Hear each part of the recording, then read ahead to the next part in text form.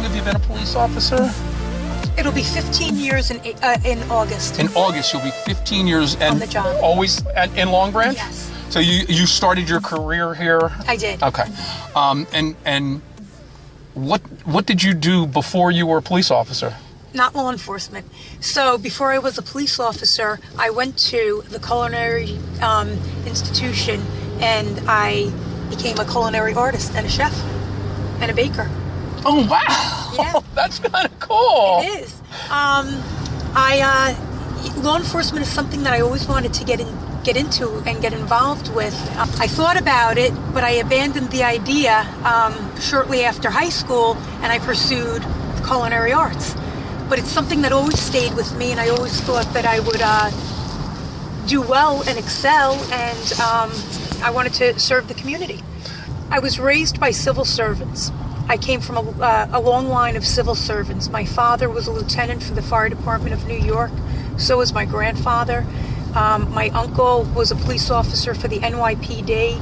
My male cousins were detectives for the NYPD. So it's something that I just grew up surrounded by, and I had a lot of admiration for them, and they loved their jobs. And it is something that I wanted to do, but I can also remember being a little kid in the 70s, and there weren't women in that field. You know, in the early 70s, I'll never forget when the FDNY hired the first female. You know, that didn't go over well in my house. You know, because you had women doing a man's job, or that was the perception. You know, this wasn't a field for women. And so, 15 years now on the job.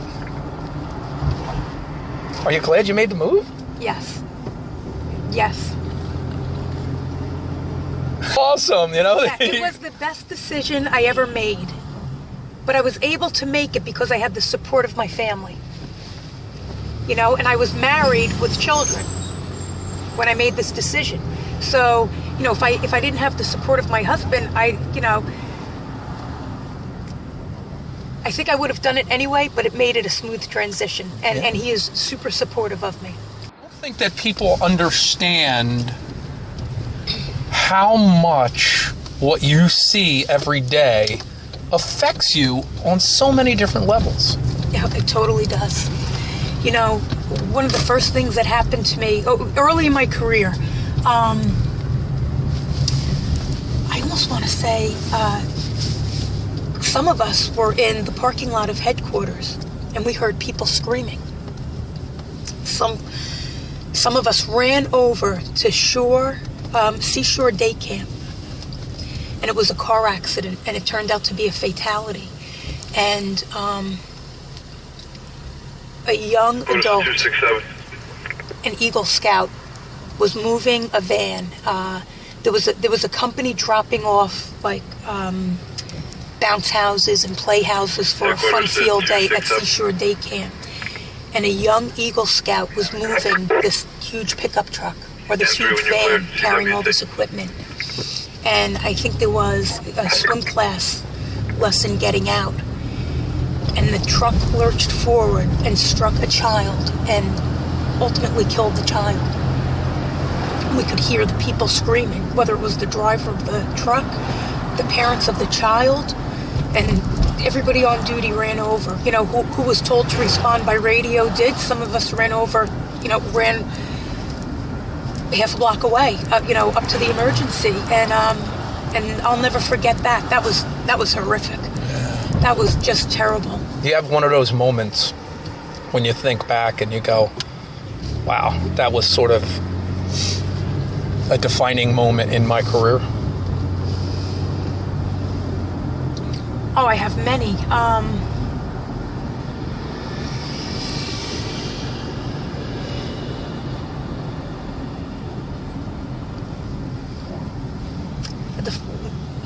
The defining moment in my career was when I served as a juvenile detective, and I specialized in sex assaults and child abuse cases.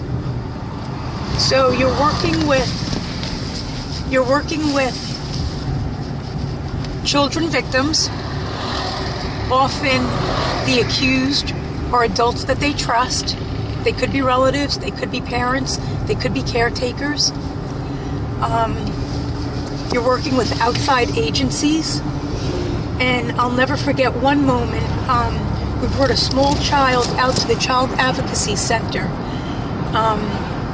at the Monmouth County Prosecutor's office. Then it was in Monmouth County Prosecutor's office. And at the time it was Sergeant Natalie Zupa. She's a captain now for the prosecutor's office, but she started in Longbridge.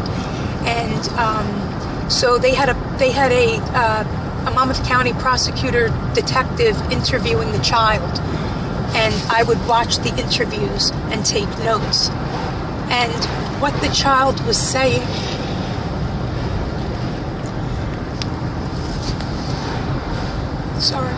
that happened to her was horrific.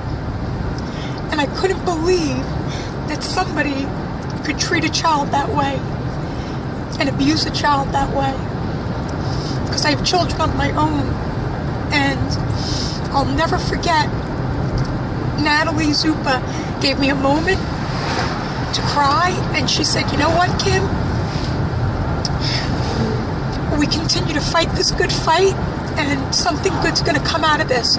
You know, we can solve this. We're getting good information. We're going to make sure that this child gets all the outside services that she can benefit from, and we're going to make a difference." Can we try those lights on Joe again, please?